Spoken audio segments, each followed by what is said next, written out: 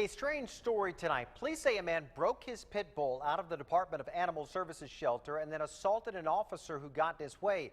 Vanessa Benehafti is at the shelter in Linda Vista with why the man took such drastic action. Vanessa. Yeah, well, he didn't want to pay the fees to have his dog released here. All the animals are locked up with a master bolt just like this. So he cut the top of it, and he was last seen running out of the front of the shelter here.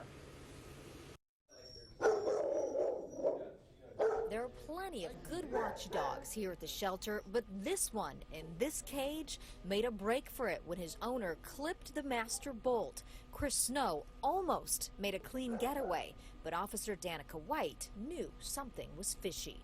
Saw the dog had the collar on from the shelter still. I don't think he did the paperwork for that dog yet. It quickly grew into a confrontation. I tried to stop him by getting in front of him, and he was like shoving me with the dog and then with his arm. Ryder, the Red Pit, had 3 previous stays here at the shelter for running loose, so his fees were a little steep, $340, and his owner didn't want to pay. The unarmed animal control officer tried her best.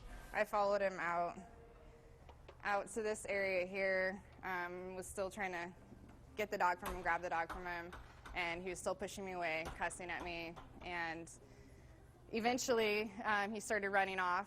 White yelled for her co-workers to call police, who were just a block away, but Ryder and his owner bolted. And I told him, I'm law enforcement, you need to stop, and he didn't listen. He just continued to go, didn't care. I'm like, you just assaulted a law enforcement officer, and he didn't care.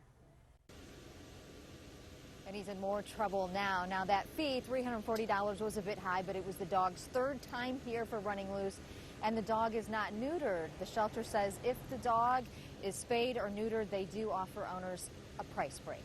Reporting live, Vanessa Benehafti, 10 News.